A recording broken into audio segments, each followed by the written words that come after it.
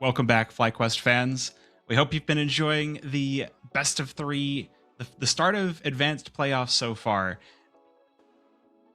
It's been a couple of fast games with what I would call cosmetic comebacks. What about you, Parks? I can agree to that. Yeah, Mirage. It's been the tale of the enemy's map pick really for both sides here. Mirage, Elisir's map pick goes in favor of Flyquest Red. Dust 2, Flyquest Red's map pick goes in favor of Elisir. And yeah, I do agree with that. The cosmetic comeback is probably a really good way of putting it. You tack on rounds, but really the game has already kind of been decided as of the first half finishing. However, the big thing here is coming into this map. There is no fake knife rounds. We have a real one to decide who starts on what. And currently, whoever has started on the CT side has taken the map. That's a big thing so far. We are 4-0 on pistol rounds for the CT side. No matter what side, what team is on the CT side, if you are on the CT side, you win the pistol round, and also starting on the CT side, you win the map.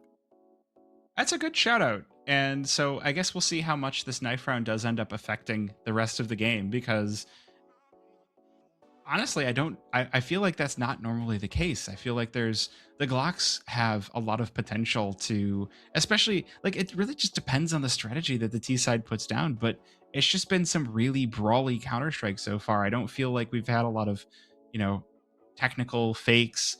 We had a little bit of one on Mirage where we had Emmy and Palace with the rest of the team down lower, and she was allowed to at least get the bomb plant. Unfortunately, it was not enough for the round, but yeah, just in general, we haven't gone to time. We haven't gone to the last second plants have been very rare in this one, so it'll be interesting to see how that pans out going into map number 3 here.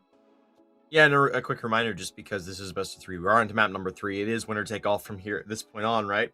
The winner of this match will be facing off against Wanted Goons in the round 2 of the upper bracket, or you get ejected to the lower bracket where you'd be going up against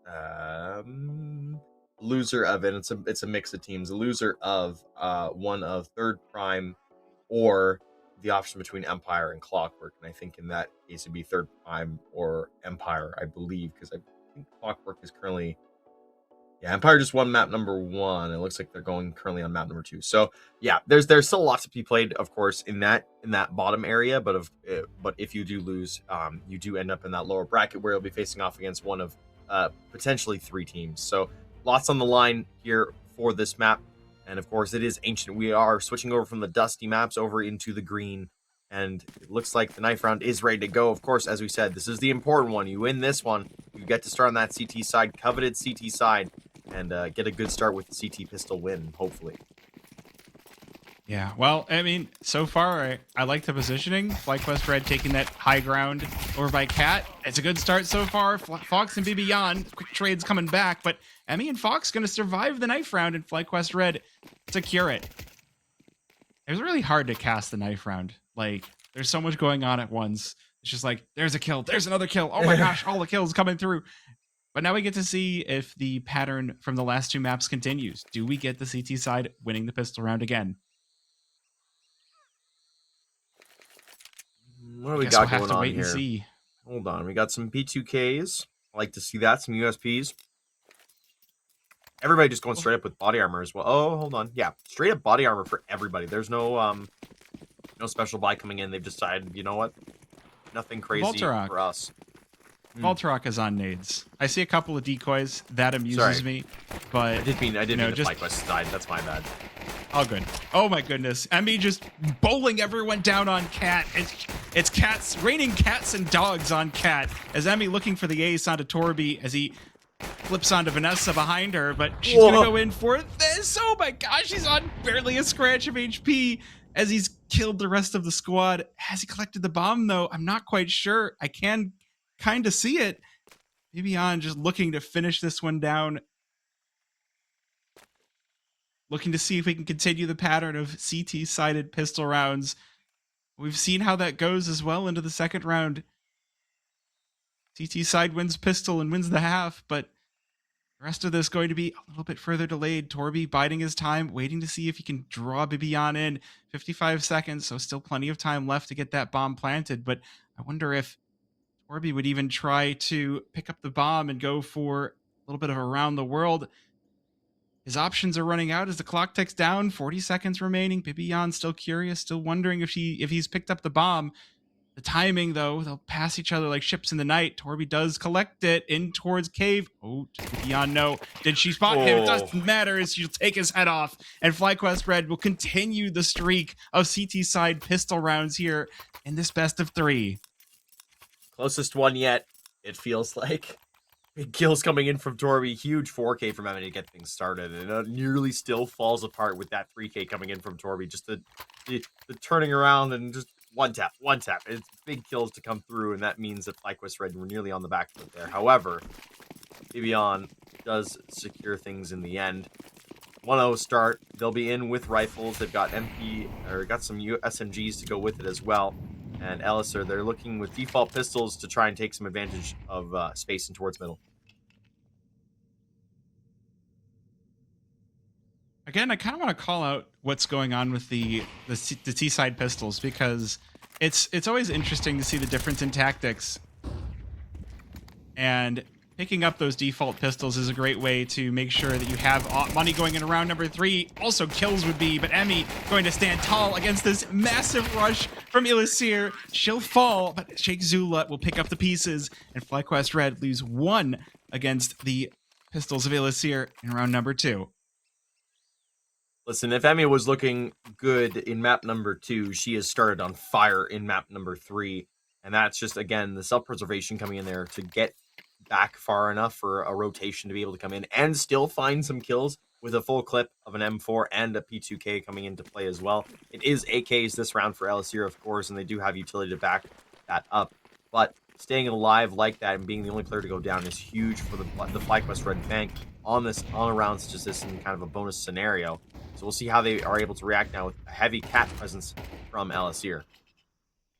Yeah, and I do want to call out the fact that they have not gone for the op this time around. So, like, my previous calculus into eco for Counter-Strike was you force on round number 2 if you want the op on round number 4, and you save on round number 2 if you want to buy into round number 3. Looks like Elisir have gone for that, and it is rewarding them in spades. A couple of kills for Voltarok, and now Sheikh Zula going to be left all alone. The rest of the map opened up before him.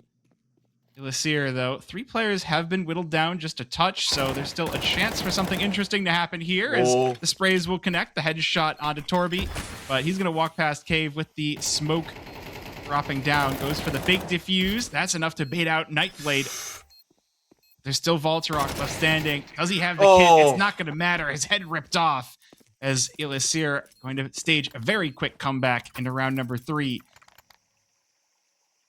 We might have the closest game so far.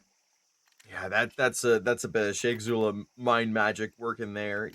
Big brain IGL from the past blasting forward. As I mean, he nearly plays Elisir like a fiddle in that scenario. Just, hey, you know what? I'm gonna wait. Takes the patient approach, gets the first 2.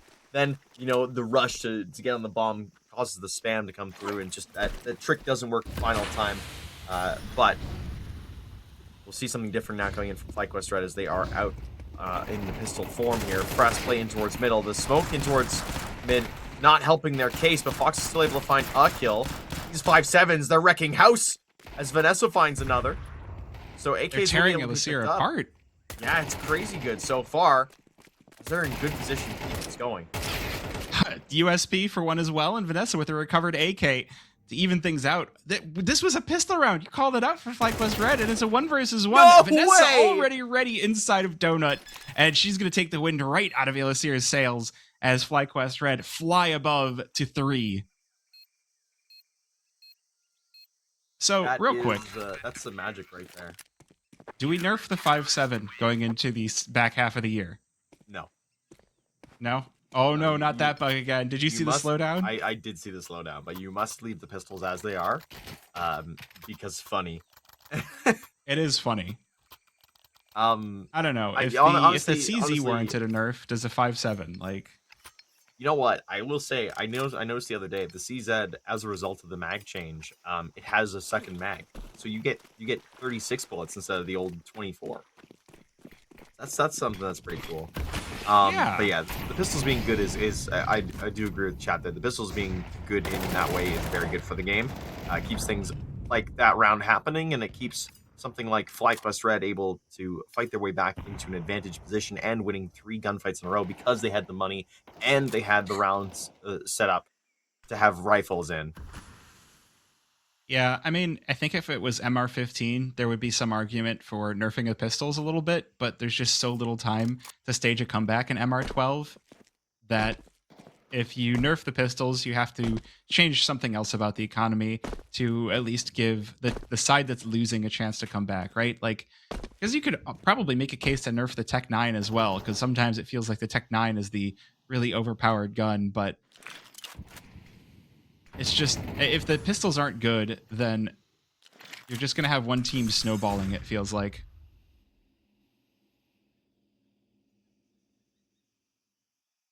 Well, 2 versus 5. Very quick off the bat here for Flyquest Red. Elisir biding their time up in cave as they make their way towards a possible B-bomb site. But there's 3 players here for Flyquest Red stacked up and ready to go. And Vanessa can spot these players into cave already. So the rest of the team going to be called in as shots are going to be exchanged. Vanessa on 70 HP. Not going to matter as Bibiyan walks up for the first shot. And Torby going to be deleted for the second. Puts Elisir in a weird spot. It really does. Not a lot of money. You need to get something going here soon because again, we're starting to see that round creep happen. It's 4-1 for Flyquest Red right now, and they don't look like they're going to stop anytime soon. As it looks like a tech pause has been put into place here. So we don't know how long this one will take, but yeah, I mean to kind of continue the point. I mean, what we've seen in the first 2 maps has continued on. Into map number 3 so far. Still plenty of the first half left to play, right? We're only on to round number 6, but a 4-1 advantage in FlyQuest Red again, looking to potentially pick up another here to continue on the push.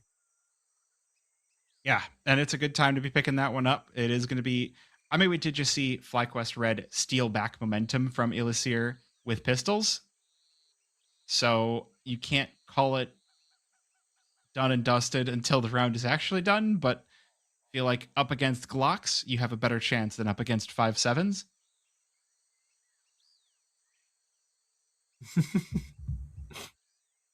We'll have to see, though. I do wonder what the tech pause is about.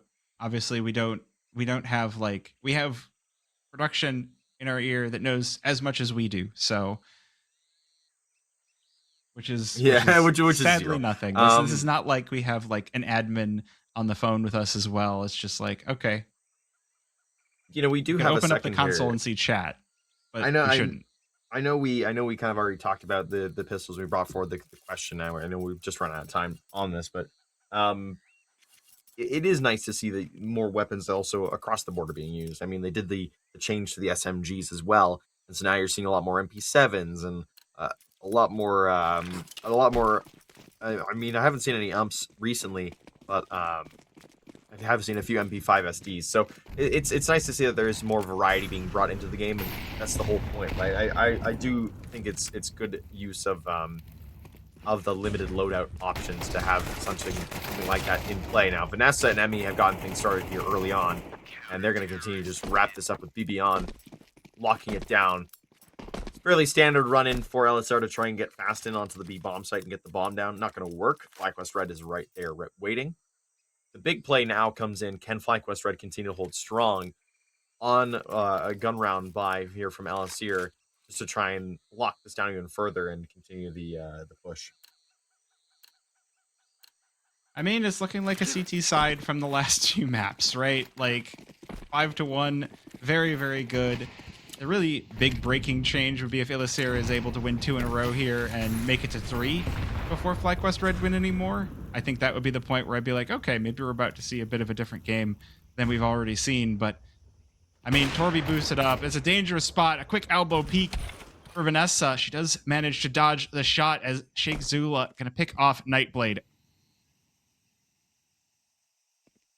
So already player Ooh. advantage for Flyquest Red, but this is a dangerous place for Elisir to be. Tabin spots out and will drop Emmy. Sheikh Zula, again, being in the right place to trade out for his teammates.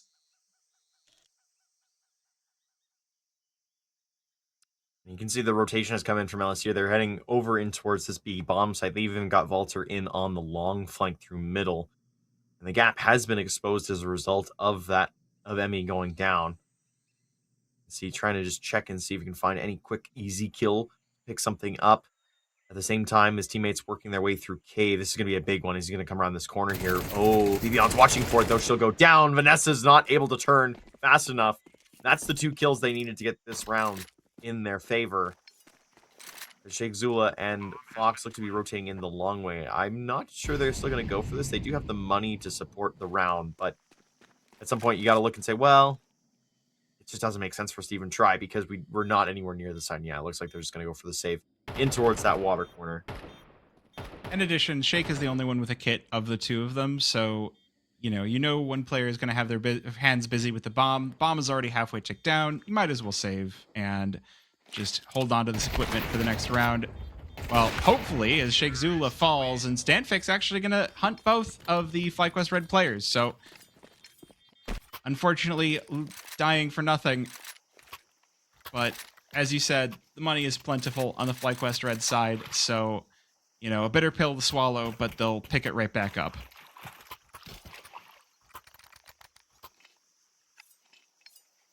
Well, this is where it comes into play that, they've won as many rounds as they have, and they've won them as successfully as they have, because now all of a sudden, you have a big buy coming through again, and honestly, they could probably get a 3rd one in if it really goes wrong. They might have to skimp out on an op, but, they guarantee themselves enough rounds here in terms of attempts that it's made a big difference. Now, Torby getting up that kill onto Fox is a huge kill to find, especially because it opens up the A bomb. So at the same time, Bibion is pushing forward through that cat area with teammate in tow. Sheikh Zula is going to hold things down from his little perch, and Emmy just barely misses out on getting the kill to stop the bomb from going down. However, shoot on other foot now. It's a 3v2, and Torby is in a weird spot. He's missed his kill towards Sheikh Zula on Donut.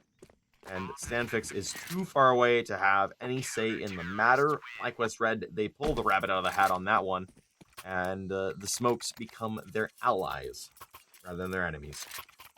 Love to see it. Love to see it. So still keeping this T side to 2 rounds, which again is, we only barely got 3 on Dust 2 for Flyquest Red. So again, still a pretty decisive, overwhelming CT side from whoever happens to be there.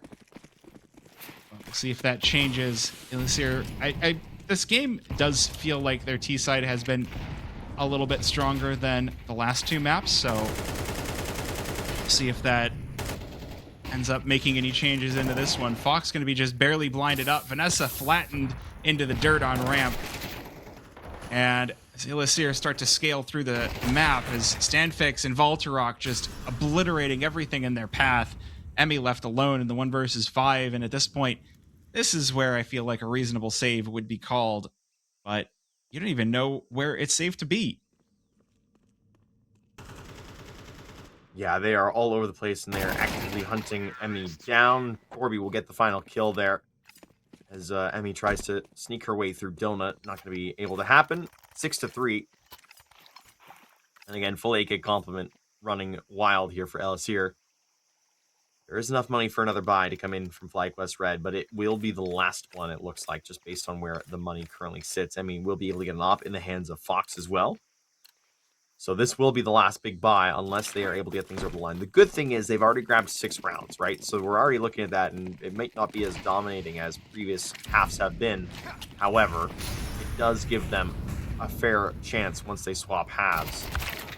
Emmy goes down early to Torby, though, and the trade is not immediately there. Sheikh Zula in towards middle will find 1 and 2. Bibion with the nade takes down Torby, and everything has balanced itself out. Yeah, that's a classic spot to get yourself into on the CT side, right over by the corner. Normally, you also expect another smoke onto shelf to make sure that you do have that extra little layer of protection from the Ts that are going to be pushing in. Either way, Shake manages to iron out the little bumps in the defense. And so we are going to be 3 versus 1 on Voltarok, as I think Bomb has already been discovered, and Vanessa more than happy to line up as just waiting for Voltarok to peek into her. Big round to take. Big round to and honestly, it's really, I think the most important part of that was just making sure that Fox lived, right? Making sure that she had the op for another round. It is, again, not been going her way. She's been fairly easily shut down so far, and I mean, part of that is just kind of her positioning in terms of where Elisir have been going, but also just the gunfights just have not gone her way. We'll see if that changes. Yeah, 1-6 Fox is not a thing you like to see on that CT side, but just as we say that, she'll line one up, and Tabin will be her victim for round number 11. 2 left in the half, and that's a great way to start that off. Nightblade as well, but Torby responding, and Voltarok finding Bibian and Cave will even this one back out at 3.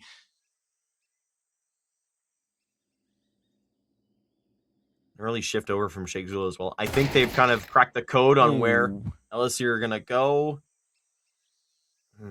He doesn't trust it. Yeah, it's one of those last second plays. It's very topsy turvy for Flyquest over towards that B site, and I think that might be a bit of a problem coming into later sections here. As Stanfix finds the kill onto Fox as well, so the op now dropped. Shake is going to go back and try and retrieve.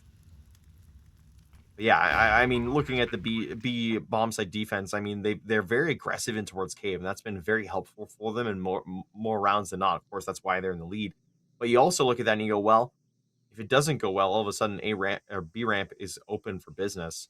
And again, if you lose the players into Cave, you also have that gap in towards middle that goes when Emmy goes down. And Elisir take quite a good advantage of that. Sheikh Zula now on the op, just trying to keep it around for another option here onto the last round of the half, because they do not have enough money for another one should he lose it. He is running out of time to keep it alive. 7-4 scoreline. This is the closest we've seen that first half go so far. I mean, given both of the last games were pretty sizable blowouts, is this the one that we see that goes the distance? Is this the one that goes either all 24 or even to overtime? Going from a best of 1 to a best of 3 in playoffs is always a bit of an adjustment in advance. So, you hope that with all of the experience built up from ESL Challenger League and Dust 2 Eagle Masters and any other events that the teams are playing in, they still have a little bit of experience being in these best of 3 situations where the games can go long. See if that ends up being the case.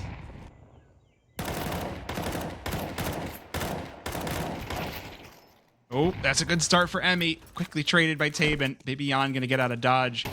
Seeing the aggression from Elisir.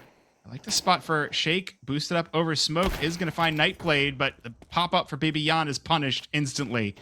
And that will leave us back to the 3 versus 3. Sheikh Zula trying to get lined up, but the Molotov going to cut him off in Temple. Elisir going to have the entire 8 bomb site available to them as Flyquest Red start to rotate on in.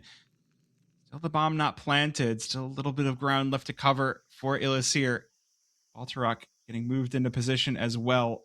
Has to recover the bomb from T-spawn, so there is that little nugget of positivity for Flyquest Red as the clock ticks downward. 50 seconds remaining on the round.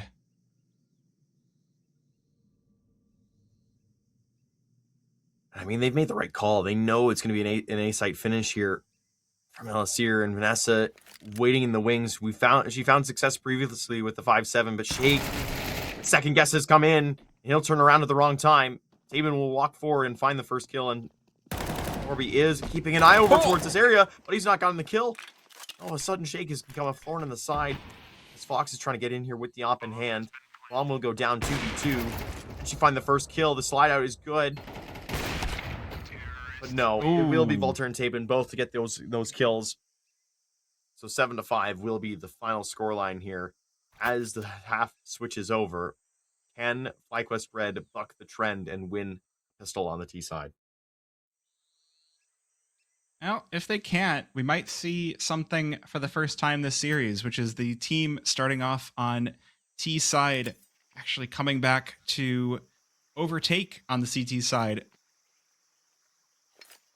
We'll have to see, though. 5 out of 6 pistol rounds are CT wins, as you said. So, and it's funny when we get to have these sorts of stats at the top of our brains, but also very helpful. Oh, big push on to B. Everybody's here. It's going to be a bloodbath already. Stanfix starting things off. Tabin, oh my goodness. 4 kills, hit the ground immediately for Flyquest Red. And Emmy left all alone to wonder what is next, but it's Stanfix right in her face.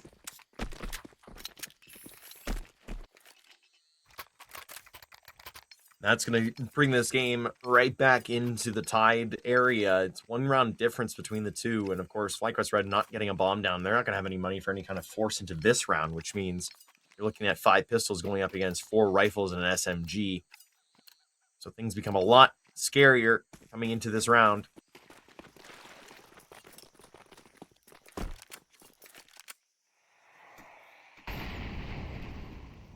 Well, it's been, again, the trend has been the script for the game. It has not changed.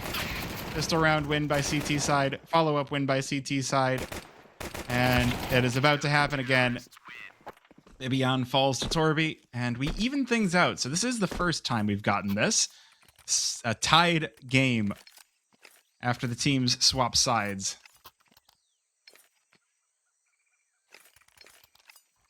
Enormous potential here for Elisir to take the lead, but obviously we're here on the Flyquest Red stream. We're kind of hoping to see that the full buy is what it takes to trade control of this one back.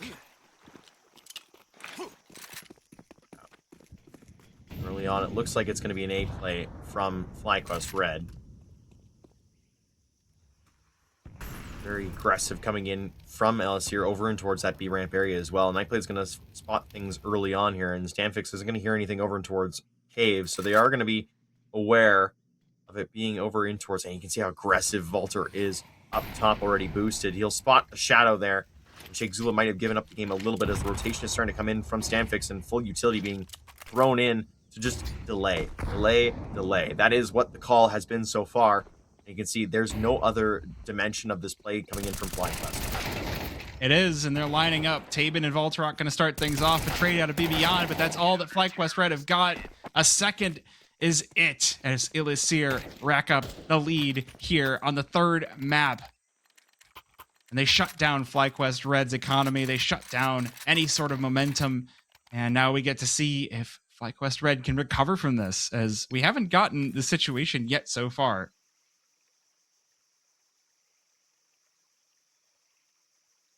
Yeah. Big timeout being called here. This is going to be the Sheikh Zula speech of, hey, listen. He's going to be Navi from Zelda? Well, not hey, Navi, but yeah. Hey, listen, guys. Here we go. And the double coming in as well. Big play, big call coming in here. It might not even, I don't know, producer, can you see if it was both coming in from Flyquest on that one, or? It looked like there were 2 timeouts being called. Okay, yeah. So it was just 1 timeout being called by Flyquest. So big comms coming in, big decisions being made. They're going to go with pistols this round over to try and get something going. And it is going to be a mid play in towards from Sheikh. And I mean, he missed completely. Tabin under the radar through the flash. Oh, sorry, 1 second. Well, and this is interesting because we've seen Flyquest Red win on the pistols before. They're a player down. Vanessa going to very quickly solve that issue. Recovers the AWP as well.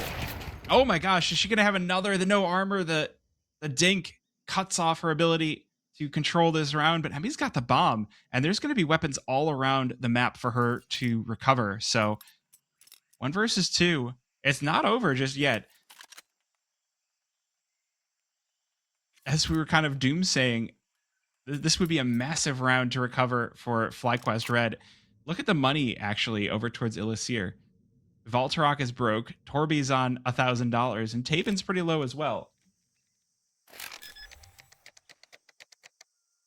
So 1 versus 2 for Emmy. Galil in hand, no armor too. So this is going to be a very difficult round even though she does have the bomb down, as Elisir stomped toward the site, both players in through Donut.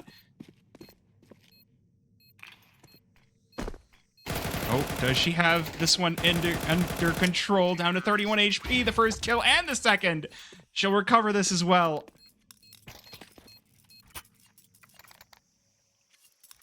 And it looks like whatever conversation Sigzula had there in that timeout with the rest of his team did pay off in spades. Because picking up that round is a huge play to come in. And all of a sudden, we're tied up yet again, and the money is in dire straits here for Elisir. Lots on Nightblade, but he has to share that wealth, and that means spreading the love and making sure that his teammates end up in a better spot as well. That is it's always a sad situation. It's like I could buy an op, or I could make sure that my teammates have primary weapons as well. Obviously, you want to play for the team. You know, CS is a team game. It's better when everybody is able to get involved. So, Elisir showing us that, and we'll see if they will. We could be into a situation where the rounds just get traded back and forth. Flyquest Red on the T side, starting things off after the timeout.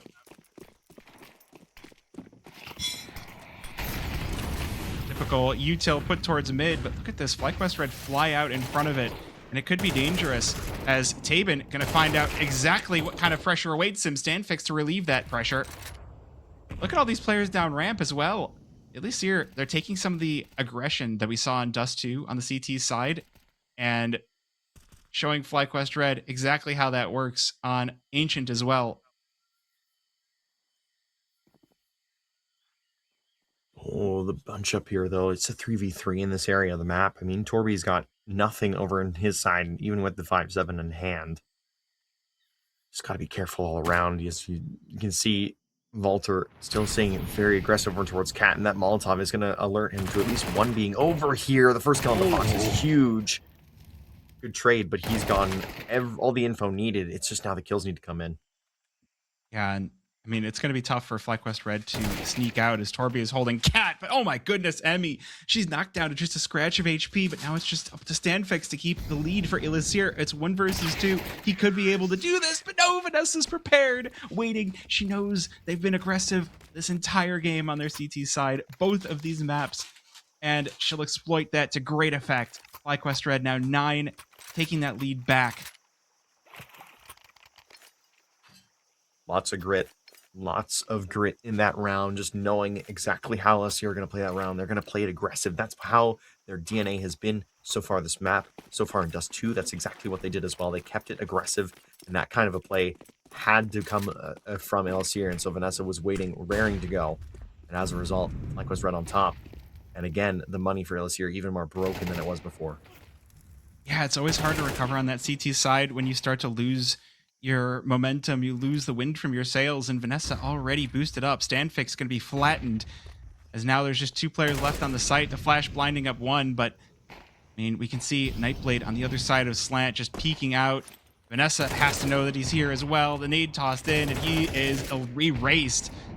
Fox not going to stop either, as just she's already started rolling, and they've given her even more reasons to frag out on this map. Torby going to be left alone in the 1 versus 5. It's looking like Flyquest Red will secure double digits here. Bomb down, and there's really nothing you can do if you're Torby.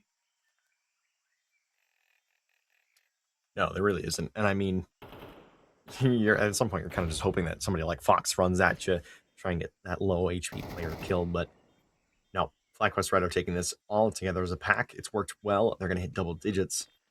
And we are going to see guns in the next round here for Elisir. They've got the money in their back pocket now, but is it too much of a mountain to climb with how Flyquest Red have surged back into this second half? I mean, it's been a back and forth game of Ancient, right? We had the closest first half we've seen so far this series, and we even had the lead being stolen away. So I still feel like anything can happen, even if there's only 2 rounds separating these 2 teams. And even as Flyquest Red have started to amass an economy, if Elisir take 1 round away, it could very quickly snowball into 2 in a row, 3 in a row. And so we're still in a world where anything can happen. We're living on the knife's edge here on map number 3. You love to see it in Counter-Strike. Look at this, though. I was about to say A-bomb site has been left completely open, but there will be a player covering that. Voltorok walks on over, so a nice default with some of your aggression that you will see from Elisir, player up in Jaguar.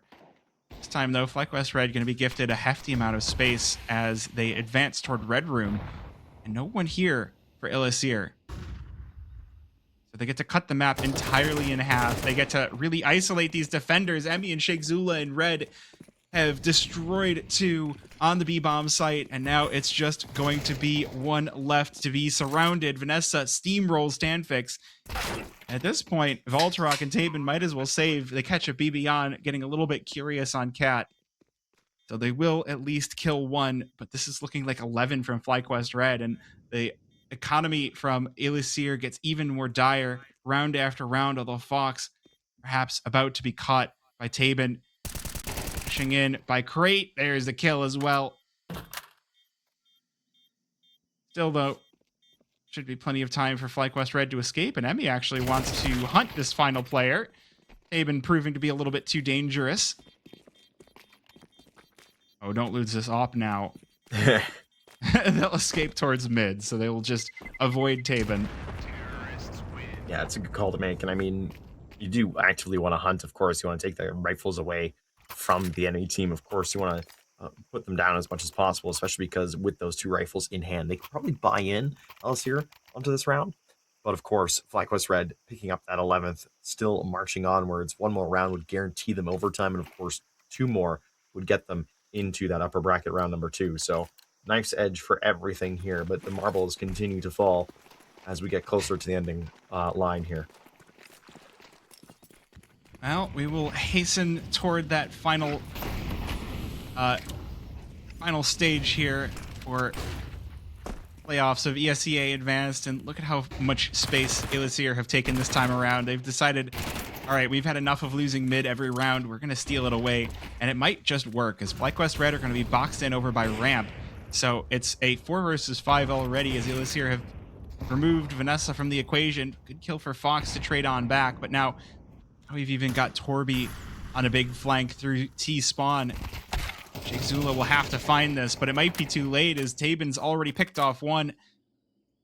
Sheikh Zula trade to bring us back to the 3 versus 3. It's just, it's a metaphor for the whole game. Kills being traded, rounds being traded, and nothing is certain, nothing is free. Beyond about to spot this player on Cat. Tabin gonna fall. Flyquest Red might slip the net here. Just a few too many threads cut off of Elisir, but no, Bibion not expecting the players in through Red Room already, and Emmy gonna be caught. Voltorok down on low HP. That's the one big saving grace here for Flyquest Red, but Bibion is up close with an MP9, and she'll lose the fight. It's Sheikh Zula left, and he doesn't have the bomb. 30 seconds to try and secure this round. Not looking likely, as he's all alone inside of Donut. 24 seconds, spots the first player entering on in. Good damage onto Stanfix. These 2 players now just about 50 HP between them, so the AK should have no trouble cleaning that up, but either way, they've put together a very clean crossfire, and it'll only be 1 for Sheikh before Voltorok will close this one out. 9-11, Elisir starting to bring this one back. Oh, that round.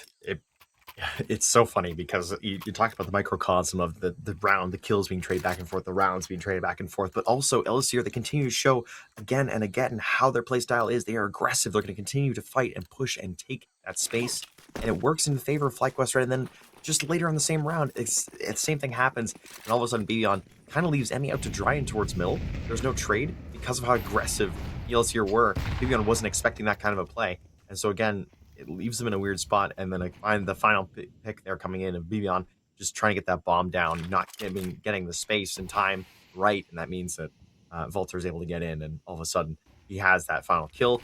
9-11. Emmy being aggressive to start this round off, though. Big double kill coming in from them.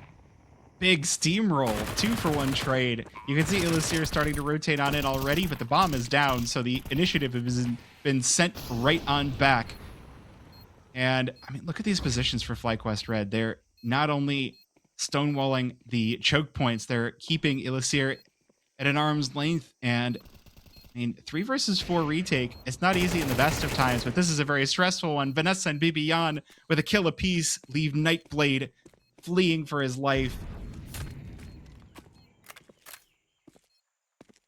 A little bit of slow-mo. But it is going to still be a save here for Elisir, as they're going to have to play for overtime. 12-9 will be the scoreline. Flyquest Red, we asked them to have a big T side. Even though they lost the pistol, they are providing that right now. Well, this could be it. This could be Flyquest securing their first win in playoffs of ESEA Season 57. A 2-1 finish would be exquisite versus Elisir Esports. And the money is not great for them either. No op. And I mean, we see the FAMAS and the MP9 coming out, and a little bit of miscommunication in spawn. 2 FAMASes even. And the util is looking none too healthy either. Taking a look over towards the util, there are kits, so at the very least, Elisir will have that in their back pocket. But I mean, there's only one player on A, and Flyquest Red are on a heavy lean over here. Torby with only a singular Molotov. Flyquest Red will fly right in. Their legs burning, but their guns flaming red. Voltarok now next up to bat, next to fall. It's a 4 versus 3, but Flyquest Red have lost some critical HP on the way on in. Bomb's still not down either as Elisir start to swarm on the A-bomb site. This is going to be 2 A takes in a row for Flyquest Red if this is how they win. You might wonder if maybe Elisir should have had a little bit more here. Oh my goodness, the trades, and it's Bibian, last one standing on barely a scratch of HP. The MP9 could shred her very quickly as she heads through Donut. Oh, is she going to escape here? Look at this, she's down to 1 HP. The Molotov going to be sent to try and finish her off, but no, it does not quite find her. Oh. And Tabin just going to go flying on towards her. Bibian to close things out, 13-9, 2-1. Flyquest Red win their first of ESEA Season 57 playoffs. Yeah, they look good. They, touch and go a little bit there and again. But I mean, towards the end of that timeout by Sheikh Zula in towards that second half, when it is that 7-7 tie, you look at that and you go, okay, that is the defining moment right there. Yeah, they go into the pistol, they don't come out with it, but the turnaround is instant, right? That as soon as they're in with a chance, it really does pave the way forward there. And you can see the final stats coming in. Sheikh Zula on Ancient is nothing to be trifled with. 24-13 to finish off that map. But a good series overall from the entire team there to keep things going together. Yeah, I mean, you gotta love that the final map really delivered. The rest, the whole series was a very CT-sided affair, and then you finally get something where it feels like there's a lot of back and forth. So you love to see everyone delivering. Like you said, Sheikh Zula having a bully of a game here on Ancient, and I mean, fantastic to see. That does mean that Flyquest Red will be playing on Wednesday versus Wanted Goons, so we've got that to look forward to. Yeah, of course, leading into that, though, we do have an interview, I believe, getting set up right now. I think we're just waiting on the call from production on when we're ready for that. But I mean, taking a quick look at the stats overall, right? Because we get the per map stats, but stats overall, leading the charge in terms of kills, Sheikh Zula with 52, Vanessa with 50. Big night for both of them. And Emmy coming up the highest rating on the Faceit side, a 1.28. All right, we're just listening for our interviewee. Obviously, we got a win, so we do get the interview, and it sounds like Bibian has entered the call. So, Bibian, first win in playoffs for the season. How does it feel? It was good. We played a great game. Bit fun to have that little bit of a map swap then, essentially, with Elisir. You win on their map pick, they win on yours, go the full distance, really kind of shake off any of the rust that might have happened in the last week of no gameplay. Yeah, I don't know. Dust2 was they were kind of just shooting really hard on Dust2, classic map for puggers. So, but I think throughout the whole series we kept it calm, we kept it cool, and we didn't let a lot of rounds just be poisonous, I guess. And yeah, we always were. We knew we had a chance always in every single round, and just put one round in front of the other. So how does it feel playing? How is it different playing with Sheikh Zula on the server versus having Marie as the IGL? I mean, both are. I think Marie brings a lot more like. I don't know. Actually, both of them, they're both like kind of similar. But Sheikh is like obviously he's a lot more experienced, so he's very sure with what he's calling, and he gets it out like efficiently, I guess. But they both have personalities, and the team it doesn't feel too much difference. I mean, you take the head off of the Elisir Esports on this one, so your next opponent is going to be one of Goons in that upper bracket final. I mean, you guys just saw them play at Frag over the weekend. This is one of those teams that everybody keeps an eye on, of course. And yeah, they Chicken Coop won. Oh, yeah. So I mean, you're going up against one of Goons now in the next few days for that upper bracket final. Is there going to be or not upper bracket final, upper bracket match? Is there going to be a lot of, I'm guessing there's going to be a lot of prep going into that. Is there anything that you can kind of just think off the top of your head that like thoughts leading into that match? Yeah, I think as long as everyone did what they did today, like I know we prepped a lot and we made it clear that we had to focus a lot on just the execution of things, because leading up to playoffs, it was a bit rough. So all we need to do with these games is really just like be able to execute our rounds properly and just shoot back. That's all it is. So as long as you do that, and I don't think there will be any regrets going into the next game. And I guess my final question is, I just want to hear about the pistol rounds again, because I think the CT side, we got to comment on it, but the CT side won every pistol round on every map. What are your thoughts about that? I think again, I think pistols is like really 50-50, and whoever just has that round, then good for them. But I don't know. It's can't really think too deep into it, to be honest. Awesome. All right. Any final shots you got before you get out of here? Yeah, shout out you guys, Floofys, Parks. Thank you for casting. Thank you for everyone watching, and Logitech, and Flyquest Red, and yep, nice. Awesome. Nice. Good win today. Yeah. All right. Thank you so much, Vivian. All right. Bye-bye. Bye. Short, sweet, simple. We get to see them again very, very soon. And hey, they stay on the upper bracket, which means they have a longer. It's not the road is not as long as a lower bracket run would be, which is great to see. Especially because it gets the monkey off the back right off the top. Right, you get the win. You know you can do it now. And One of Goons is a tough customer, but this is a good Flyquest squad. And even with Shay coming in, like Vivian said, very kind of close to Marie in terms of they both have that kind of that personality and everything like that. So it's good to see that they're in high spirits after the win.